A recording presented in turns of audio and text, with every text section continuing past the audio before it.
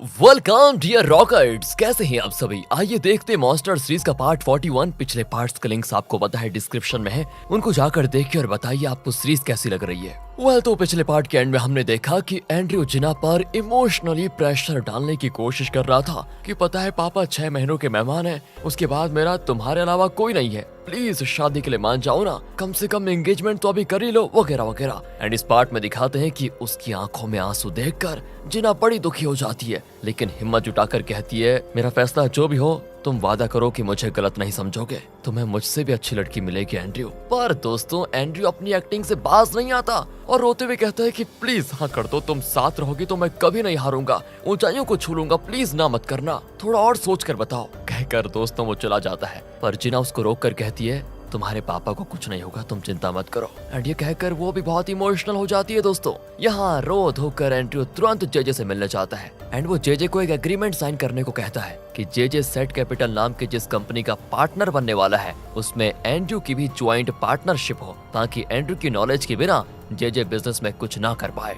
And JJ भी sign कर देता है और पूछता है तुम उस सीक्रेट फाइल की फोटोकॉपी लाए हो क्या? मैं अपना वादा कभी नहीं भूलता सर। ये कहकर एंड्रयू उसे उस सीक्रेट फाइल की कॉपी देता है और कहता है अब हिसाब बराबर हुआ, इसके बाद आपके और मेरे बीच कोई रहस्य नहीं होना चाहिए। जेजे कहता है कि बेटा तुम्हें क्या लगता है एक एग्रीमेंट से तुम मुझे कंट्रोल कर लोगे? अगर मैंने इसको जिना को दिखा दिया तो सोचो तुम्हारा क्या होगा, इसीलिए मुझ पर अपना कंट्रोल जताने की कोशिश तो कभी मत करना। दूसरी ओर दोस्तों सिंडी बहुत परेशान होती है क्योंकि वो जान गई थी कि नाथन ने ही ली के पेरेंट्स का कत्ल करवाया था। वो नाथन से मिलने जाती है एंड वो बड़ा खुश होता है कि शायद सिंडी उसे अपने हिस्से की प्रॉपर्टी देने आई है। वो सीधे पूछ लेती है कि सुनो क्या तुमने ली के पेरेंट्स का कत्ल किया था? मैं सब जान गई हूँ वैसे।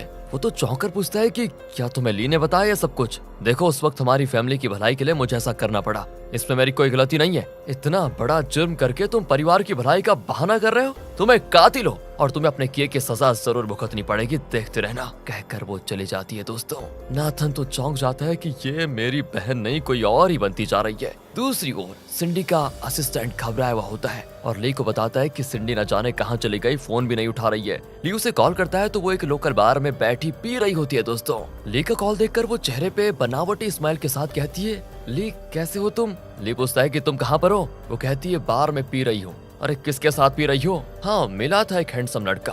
तो ली ये कहकर कॉल काट देता है कि ठीक है जो भी तुम्हें हैंडसम लड़का मिला था उसका कान मत काटना और उसके साथ सेफ घर पहुंच जाना कैसे भी करके। पर उसका असिस्टेंट कहता है कि सर पीने के बाद वो क्या करती है ये तो आपसे बेहतर मुझे नहीं लगता कि कोई और जानता भी होगा, प्लीज किसी तरह उस लड़के को जो भी वो हैंडसम लड़का है उसे रेस्क्यू करके सिंडी को वापस लेकर आइए। ली भी कहता है कि यार ये लड़की ना सच में मेरे लिए सर दर्द बन गई है, खैर मैं ही जाता हूँ। कहकर वो बार में जाता है तो वहाँ पर सिंडी अकेली बैठी होती है। उसको देखते ही समझ आता है कि ये किसी वजह से बहुत परेशान है। वो पूछता है कि प्रॉब्लम क्या है? सिंडी इमोशनल हो जाती है तो ली कहता है कि देखो मुझे तुम में ये बात अच्छी लगती है कि तुम हमेशा बहुत कॉन्फिडेंट रहती हो, सही हो या गलत पर जो भी करती हो उसे कॉन्फिडेंस के साथ करती हो, कभी हार मानकर बैठी नहीं रहती, बहुत बढ़िया बात है तुम्हारी है। एंड तुम्हारी जो भी प्रॉब्लम है उसे भी उसी तरह तुम्हें हैंडल करना है, समझी? याद है ना कल से अपना काम शुरू होने वाला है, फिलहाल तो तुम पी लो लेकिन बी बोल्ड, समझी? अगले दिन दोस्तों पीए एंड्रयू को बताता है कि चेयरमैन को हॉस्पिटल ले जाना है, हालत बहुत खराब है उनकी। एंड्रयू तुरंत चेयरमैन के घर के लिए निकलता है। दूसरी ओर दोस्तों नाथन ने कोर्ट से ऑर्डर लिया होता है कि उसके पिता की तबीयत बहुत खराब है और उन्हें हॉस्पिटल ले जाने के लिए मुझे उनके घर जाना होगा, इसीलिए ये लोग भी चेयरमैन के घर के लिए निकलते हैं। लेकिन इतने में एंड्रयू घर पहुंच जाता है, लेकिन चेयरमैन फिर उसे भूल गया था और पूछता है कि ये कौन है? ये बताता है कि सर ये आपका नया असिस्टेंट है। ठीक है लेकिन मुझे अपनी वाइफ से मिलने जाना है, वो कितने दिनों से अपने भाई के घर पर बैठी हुई है बताओ, मुझसे नाराज है शायद, इसलिए मुझे उसके लिए गुलदस्ता लेकर जाना है। एंड वो निकल ही रहे होते हैं कि वहाँ पर चेयरमैन की वाइफ किमी, एक डॉक्टर और एक नर्स आए होते हैं। असल में कोर्ट के ऑर्डर के अनुसार इस डॉक्टर को भेजा गया था। दोस्तों अब डॉक्टर चेयरमैन को चेक करने जाता है लेकिन इतने में अपनी वाइफ को देखकर वो पूछता है ये कौन है, नई नौकरानी है क्या? बस दोस्तों डॉक्टर समझ जाता है कि ये कंफर्म केस है अल्जाइमर्स का। डॉक्टर के जाने के बाद चेयरमैन की वाइफ एंड्रयू से कहती है तुमने कितना घिनौना काम किया है, तुम्हें अंदाजा भी नहीं है, तुम बिल्कुल अपनी माँ की तरह हो, पीठ पर चाकू खोपने में स्पेशलिस्ट, और तुम ये सब इनकी प्रॉपर्टी को हासिल करने के लिए कर रहे थे ना, और तुम्हारा वो मकसद ना मैं कभी पूरा नहीं होने दूंगी। कहकर दोस्तों वाइफ चली जाती है चेयरमैन की। लेकिन एंड्रयू के दिमाग में एक के बाद एक आइडिया आता रहता है। वो अपने असिस्टेंट से पूछता है कि पापा का साइन करने के लिए वो आर्टिस्ट तैयार है ना या फिर नहीं? वो कहता है सर एकदम रेडी है। दूसरी ओर दोस्तों जिना बॉडीगार्ड के लिए बहुत सारे डिशेस खरीद कर लेकर जाती है। बॉडीगार्ड कहता है तुम्हें क्या लगता है कि ये सब देकर तुम मुझे खरीद लोगी? जॉन कहता है कि देखो यार बॉडीगार्ड तुम हो तो बड़े वफादार, पर तुम अपनी वफादारी गलत जगह दिखा रहे हो। जे इसके लायक है नहीं, तुम यहाँ पड़े पड़े सड़ रहे हो, पर वो आराम से बाहर घूम रहा है देखो। पर बॉडीगार्ड दोस्तों उनकी एक भी सुनने को तैयार नहीं होता। जिना कहती है देखो मैं तो तुम्हारा हालचाल पूछने रोज आऊंगी और मुझे तुमसे बहुत ज्यादा उम्मीदें हैं और तुम पर विश्वास भी है। ये कहकर वो चले जाती है, पर उनके जाते ही बॉडीगार्ड सारा खाना नीचे गिरा देता है। और दोस्तों यहाँ पर लगता है कि ये हमेशा जे का वफादार ही रहेगा। दूसरी ओर एंड्रयू और उसका असिस्टेंट उस आर्टिस्ट की राइटिंग को चेयरमैन की राइटिंग से कंपेयर कर रहे होते हैं और 90% मैच हो जाता है। असिस्टेंट बताता है कि बाकी 10% मैच होने के लिए उस आर्टिस्ट को और प्रैक्टिस करनी होगी एंड वो 1 हफ्ता मांग रहा है। एंड्रयू कहता है नहीं, उतना टाइम तो मेरे पास है नहीं, उसे जल्दी प्रैक्टिस करने को कहो। दूसरी ओर ली सिंडी को लेकर वॉल्टर के घर पर जाता है, जहाँ पर वो वॉल्टर से बॉन्ड्स खरीदने वाला है। एंड दोस्तों आपको वॉल्टर तो पता है ना कौन है? अरे वही बुजुर्ग बिजनेसमैन जो बहुत अमीर था। एंड वहाँ पर ली इंट्रोड्यूस कराता है सिंडी को कि ये डोडो ग्रुप के चेयरमैन की बेटी है, अगली चेयरमैन यही बनेगी। ये सुनकर तो सिंडी भी चौंक जाती है कि क्या सच में? वॉल्टर बताता है कि मेरे पास डोडो ग्रुप के 30% बॉन्ड्स हैं, लेकिन कंपनी को टेक ओवर करने के लिए तुम्हें 20% बॉन्ड्स की जरूरत और पड़ेगी। तुम पहले उन लोगों से बात करो जिनके पास बाकी के बॉन्ड्स हैं, फिर मैं तुम्हें अपने बॉन्ड्स बेचूंगा। ली कहता है ठीक है, हम वही कर लेंगे, कोई दिक्कत नहीं। पर ये उतना आसान नहीं है क्योंकि 20% बॉन्ड्स कई लोगों में बटा हुआ था, तो उन सबको एक जगह बुलाकर उन्हें विश्वास दिलाना होगा कि ली डोडो ग्रुप की भलाई करेगा, ना कि उसका नुकसान। और दोस्तों ये सारी चीज बॉबी देख रहा होता है और वो एंड्रयू को बता देता है। एंड्रयू भी शॉक पे शॉक होता है कि वॉल्टर ली को अपने बॉन्ड्स बेचने के लिए मान कैसे गया। वो उस रेस्टोरेंट में जाता है जहां वॉल्टर खा रहा होता है, पर वो कहता है कि ली बहुत इंटेलिजेंट है, मुझे उसकी बात माननी पड़ी। एंड्रयू तो गुस्सा हो जाता है कि आपने तो मुझे प्रॉमिस किया था कि उस बॉन्ड्स को आप बेचेंगे नहीं कभी। हाँ बेटा किया तो था, लेकिन इस जमाने में कौन वादा निभाता है बताओ। लेकिन मैंने उसको कह दिया है कि अगर वो 20% बॉन्ड्स खरीद कर लेकर आ जाएगा जो कि दूसरों के पास है, तो मैं अपना 30% उसको बेच सकता हूँ आराम से। तुम चाहो तो बाकी के 20% खरीद कर लेकर आ जाओ और मैं तुम्हें अपने 30% बॉन्ड्स दे दूंगा, कोई दिक्कत नहीं है। पर दोस्तों एंड्रयू तो जानता है कि उसके लिए बिल्कुल नामुमकिन है। वो कहता है अच्छा तो आप ली का ही पक्ष लेंगे। वॉल्टर कहता है अगली मीटिंग में बात करेंगे, अभी निकलो। एंड वहाँ ली बाकी के बॉन्ड्स खरीदने के लिए कुछ लोगों से मीटिंग करता है। वो कहते हैं कि डोडो ग्रुप का कोई हो तो हम बेचने की सोच सकते हैं, लेकिन हम तुम्हें क्यों बेचे। अब ली सिंडी को बुलाता है जो कि डोडो ग्रुप की बोर्ड मेंबर है। ली बताता है कि मैं सिंडी का पार्टनर हूँ, आप मुझे दें या सिंडी को, एक ही बात है। इसी बीच जे अलग ही प्लान कर रहा होता है कि ली और एंड्रयू तो बॉन्ड्स खरीदने में उलझे हुए हैं, लेकिन अगर हम किसी तरह वॉल्टर से 30% बॉन्ड्स खरीद लें तो वो दोनों रास्ते से हट जाएंगे।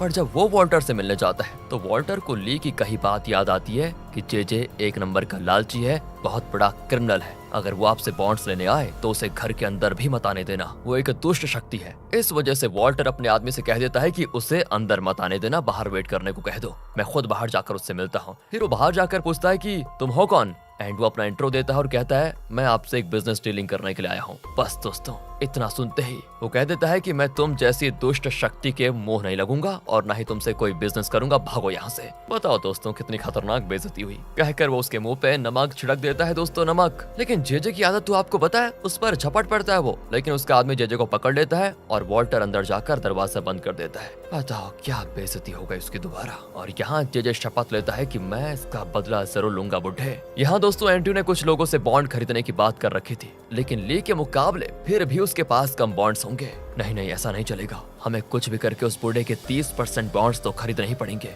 अब बॉबी बताता है कि प्राइवेट लोन कंपनी वालों को सिर्फ एक एजेंसी से डर लगता है और वो है प्राइवेट लोन टास्क फोर्स। अगर उन्हें हमने मैदान में उतार दिया तो वॉल्टर को हमारी सुननी पड़ेगी, लेकिन वॉल्टर की पहुंच तो ऊपर तक है, हम उसका क्या बिगाड़ पाएंगे। तब दोस्तों एंड्रयू को नेल की याद आती है जिसकी और भी ऊंची पहुंच है, इसीलिए वो नेल को कॉल करता है। एंड अगले सीन में एंड्रयू नेल से मिलता है और कहता है आपको मेरी एक मदद करनी होगी, वॉल्टर के घर पर टास्क फोर्स को भिजवाना होगा। मैं जानता हूँ कि उसकी पहुंच चाइनीज एम्बेसी में भी है, लेकिन आप तो बहुत बड़े लोगों को जानते हैं, आप एक काम जरूर कर पाएंगे। बस थोड़ी देर के लिए भी अगर वॉल्टर जेल चला गया ना तो मैं अपना काम पूरा कर लूंगा आराम से। पर नील पूछता है कि तुम्हारे लिए ये सब करने की मुझे क्या पड़ी हुई बताओ। एंड्रयू कहता है मैं जे का पार्टनर बन चुका हूँ। आपके प्रेसिडेंशियल इलेक्शन कैंपेन के लिए जे को अपनी कंपनी का एक भी पैसा निकालना होगा तो उससे मेरी परमिशन की जरूरत पड़ेगी, और अगर आपने मेरा यह काम कर दिया तो मैं अपने हिस्से का फंड भी आपके कैंपेन को दूंगा। नील कहता है तो ठीक है, मैं सोच कर बताता हूँ। अगले सीन में वो जे और किमी से मिलता है दोस्तों। एंड ये लोग पहले से जानते थे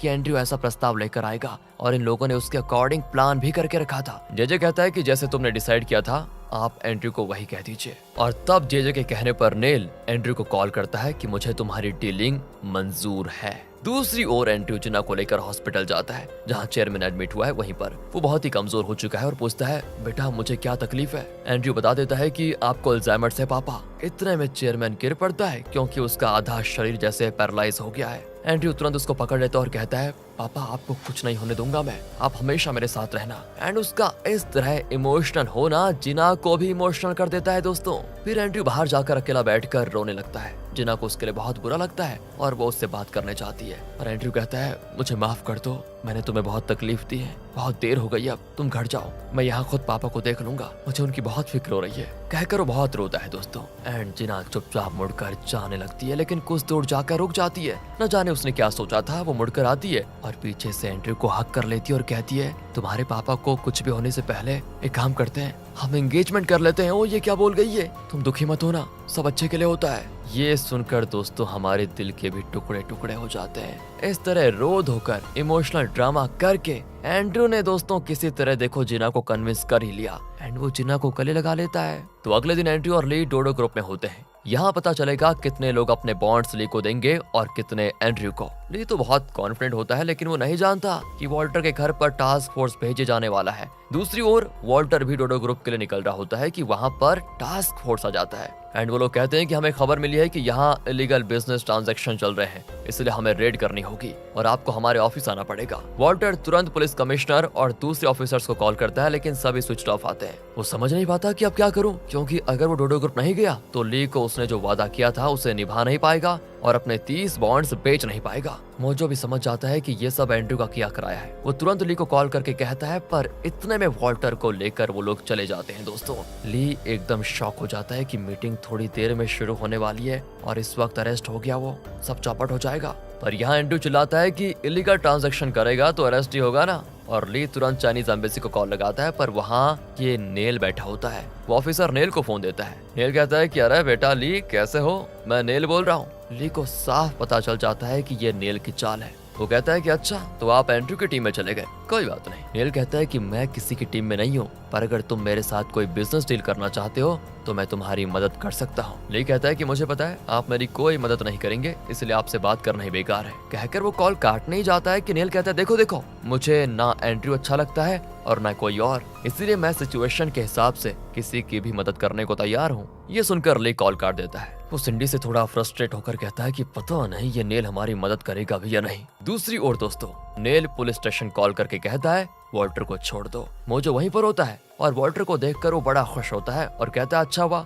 चाइनीज एम्बेसी से बात करके आपको रिहा करवा दिया गया है। पर वॉल्टर कहता है, चाइनीज एम्बेसी ने नहीं, नेल ने मुझे छुड़ाया है। खैर चलो देर हो रही है। और फिर दोनों डोडो ग्रुप के लिए निकलते हैं। वहाँ मीटिंग शुरू होने वाली होती है। एंड्रयू तो बड़ा खुश होता है कि ली हारने वाला है, पर बॉन्ड्स का हिसाब होने से कुछ देर पहले वहाँ पर एंट्री होती है वॉल्टर की। एंड्रयू भाई साहब तो शॉक हो जाते हैं पूरी तरह एंड ली भी शॉक होता है कि नेल ने मेरी मदद क्यों की। वोटिंग होती है शुरू और 66% बॉन्ड्स ली को मिलते हैं और वो जीत जाता है दोस्तों। मतलब अब डोडो ग्रुप के 66% बॉन्ड्स ली के हो गए। अगले सीन में पता चलता है कि आखिर नेल का प्लान क्या था। जेराल्ड पूछता है कि आपने ली की मदद क्यों की। नेल बताता है कि अरे मैंने ली की नहीं जेजे की मदद की है, मैं हमेशा जेजे का पक्ष ही लूंगा और मैंने अब जो किया है इससे डोडो ग्रुप जेजे का हो जाएगा, तुम बस देखते जाओ मेरा काम। दूसरी ओर जेजे एंड्रयू से पूछता है, क्यों बेटा लगता है तुम ली से हार गए हो। नेल के पास जाने के बजाय अगर तुम मेरे पास आए होते ना तो आज तुम ही जीतते। तभी एंड्रयू कहता है, अब कुछ नहीं हो सकता सर, मेजोरिटी बॉन्ड्स ली के पास जा चुके हैं, अब हमारी कंपनी का दिवाला जरूर निकलेगा।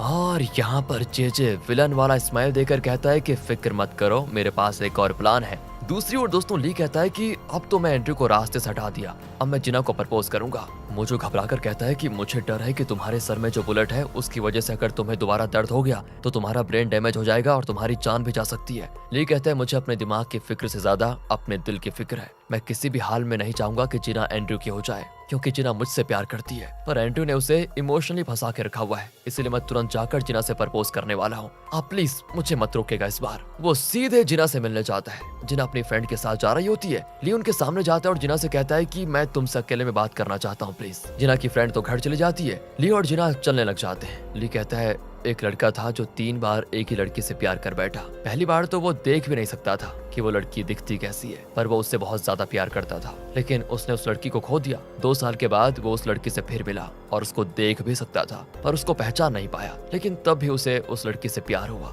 पर किस्मत तो देखो, एक बार फिर वो उस लड़की से अलग हो गया और उस लड़की की यादें उसके दिमाग से मिटा दी गई। उसके बावजूद तीसरी बार भी उसे उसी लड़की से फिर प्यार हो गया। उस लड़की ने न जाने इतने सालों में कितने बुरे दिन देखे, लेकिन वो उस लड़के के लिए जीती रही। उसके इतने पास रहकर भी वो हालात की वजह से उससे दूर रही। इसका मतलब समझती हो तुम? वो दोनों चाहे कितने भी बार अलग क्यों ना हो जाए, एक दूसरे से मिल ही जाएंगे। न वो लड़का उस लड़की के बिना जी सकता है और न वो लड़की उस लड़के के बिना जी सकती है। अब भी तुम मुझसे चुप रहोगी क्या जीना? ली के मुंह से अपना असली नाम सुनकर वो चौंक जाती है। ली कहता है, इस बार मैं तुम्हें खोना नहीं चाहता, मुझे सब याद आ गया है। मुझे तकलीफ होगी अगर तुम जाओगे तो, मुझसे दूर मत जाओ। उसकी आंखों में आंसू भर आते हैं और वो जिना का हाथ अपने हाथ में ले लेता है। जिना की आंखें भर आती है दोस्तों पूरी, लेकिन वो कुछ कह नहीं पाती। आखिर उसने एंड्रयू से एंगेजमेंट करने का वादा जो किया होता है, और यहाँ जिना क्या जवाब देने जा रही है पता है ना आपको? अगले पार्ट में पता चलेगा यार, सॉरी। और अगर आपने गैस कर ही लिया है तो वो क्या कहने वाली है कमेंट्स में बता दीजिए, आप तो वैसे भी एक्सपर्ट हैं।